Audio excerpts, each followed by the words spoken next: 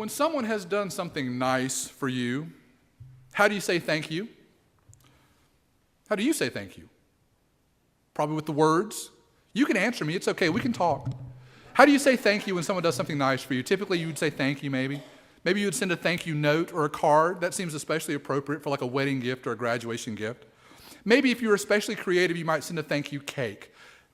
Please know I always appreciate thank you cake. If you appreciate one of your employees, you could give them a thank you bonus check maybe. Or you could hire a plane to write the words thank you in the sky. Or maybe you could write it in graffiti on a bridge or a building.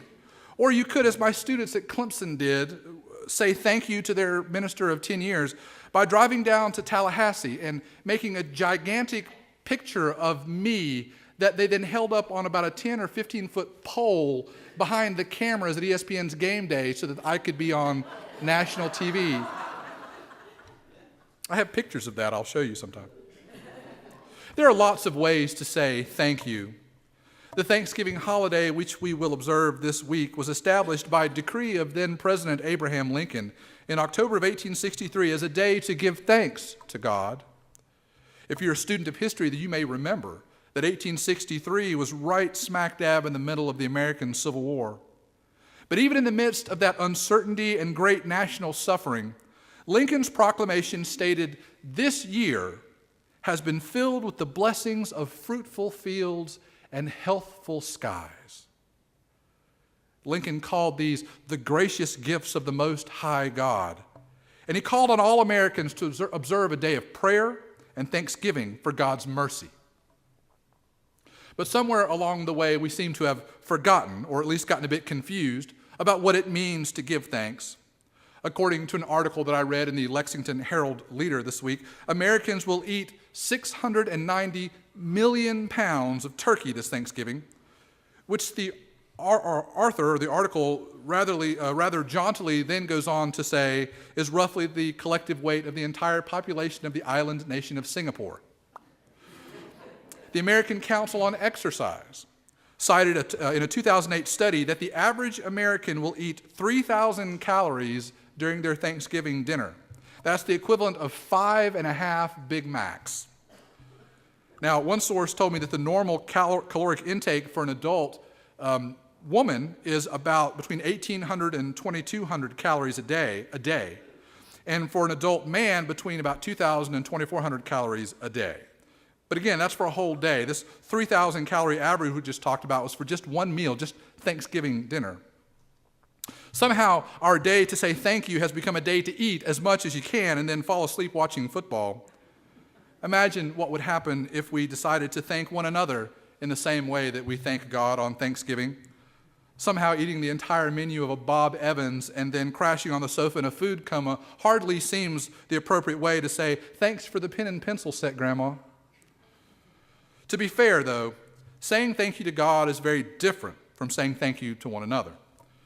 God does not have an address to which we can send thank you cards. God does not eat thank you cake, as far as we know. And God has no picture that we could sneak into the background of a television show. So an honest question for us to wrestle with today might very well be, how does one say thank you to God? It is appropriate that we read the story of Hannah in these days leading up to Thanksgiving, because here is a story of what genuine thanks to God looks like. Hannah's story begins in tragic circumstances, not just because she cannot bear children, but because of what that means for her and for the community around her. As unfair as it sounds to our modern ears, in the time in which this story takes place, the one unique thing for which a woman had value in her society was the ability to bear children. We do not know why Hannah is barren, except that the writer of 1 Samuel tells us God has closed her womb. Childbearing was seen as an event dependent on God. If God decided to bless you with children, you had them. If God chose to close your womb, you did not. It was for this reason that so many ancient religions revolved around fertility rituals. But for whatever reason, God has elected not to allow Hannah to bear children. And this deeply distresses her, because if she cannot have children, then of what worth is she? That she could not bear heirs for her husband opened her up to speculation that God was punishing her for some unnamed sin, and that led to public ridicule and perhaps worst of all, self-loathing. Add to that the fact that it was her sister wife, Peninnah, who was the one harassing and taunting her about being barren. Her husband, perhaps well-meaning, perhaps clueless, as husbands sometimes are, questions why she even needs children since she has him. Her husband is unconcerned with her not being able to provide him with heirs because, well, quite simply, he has heirs by his other wife. By suggesting to Hannah that her not having children does not matter to him, he emphasizes that her not having children does not matter at all. But to Hannah, it matters. So she takes her concern to God, and what she pleads for is no less than her own redemption. She prays for the gift of a child, for the chance to be a mother, and with that, for the affirmation of her value in society and her personhood that comes with it. Hannah worships God and prays to God, and the very acts of worship seem to help her feel better. Afterwards, she's able to eat when she had not felt like eating before, and where she had looked miserable, her countenance is now no longer sad.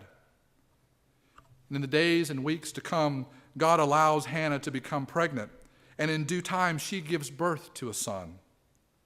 And this is cause for celebration. This is not just the blessing of a precious child. It is a sign that Hannah, who once feared she'd been forsaken by God, has been blessed by God.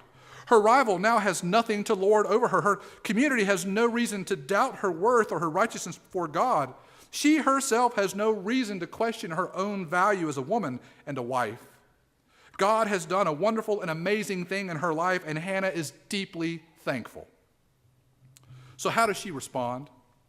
As soon as the child has been weaned, Hannah takes him back to the temple at Shiloh, where she dedicates him to God and leaves him there with the priest Eli, where he will be raised as a Nazirite, as a person who will spend his life in service to God and who will keep himself holy unto God.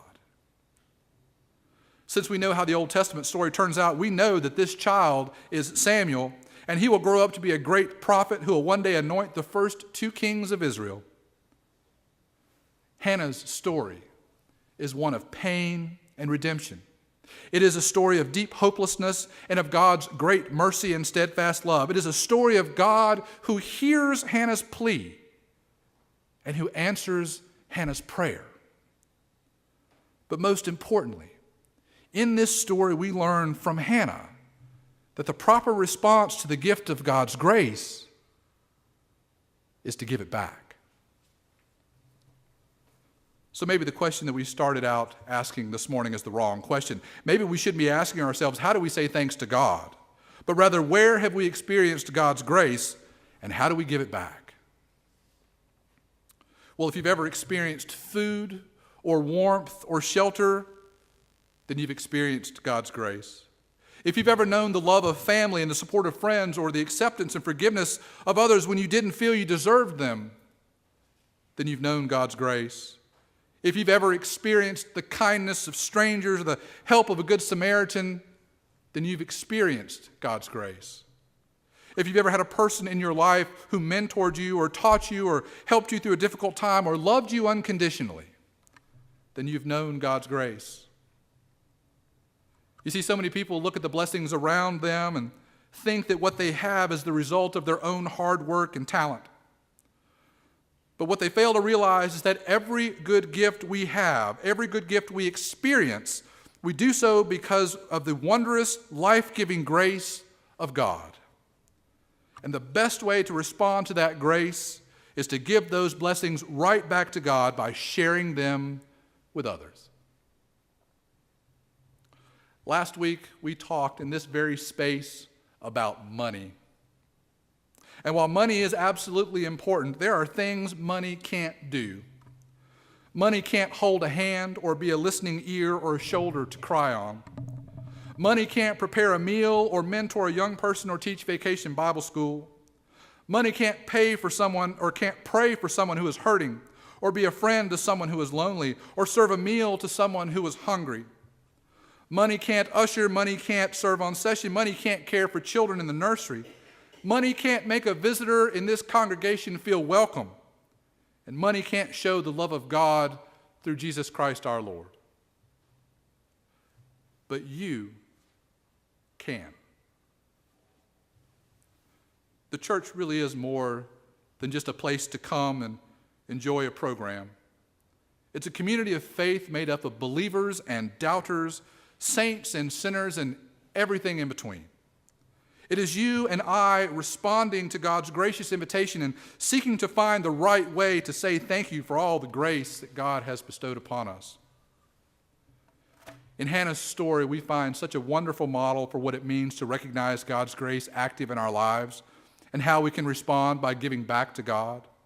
And there are so many things that we could talk about to practically illustrate what that looks like. But as we've noted before, it's stewardship season here. It's stewardship season here, so I want us to think about Hannah's story as it applies to how we support this church and how we'll continue to support it in the months and years to come. We think about stewardship so often in terms of monetary pledges and offerings, but I want you to think about ways that you can support the work and mission of Overbrook Church with your time and your talents as well. God has gifted the people of this congregation with so many talents. And by the power of the Holy Spirit, we can use those as an offering back to God. If you've been blessed with the ability to relate to children and youth, maybe you can volunteer in the nursery or to teach Sunday school or to be a youth advisor. If you have the gift of patience and the willingness to work hard, you can use those gifts to serve on the session or one of our session committees, which take on so many of the difficult decisions of the church. If you're able to sew or to build or to cook, maybe you should consider how you can use those gifts to sew or to build or to cook for those who are in need. If you have the gifts of caring and nurture, if you are kind and willing to listen to others and be a friend to someone who is lonely, maybe you can give those gifts back by being a deacon or Stephen minister or just volunteering to visit with folks in the hospital or those folks who just don't get out of their homes very much anymore.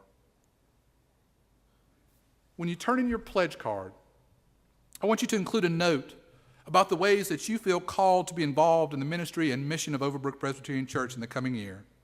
And if you already turned in your pledge card, I want you to send us an email or drop us a note through the postal service or just give us a call because we'd like to hear from you. Money is important, and we all do need to chip in to support the work of the church. But we also need to step up and do the work of the church.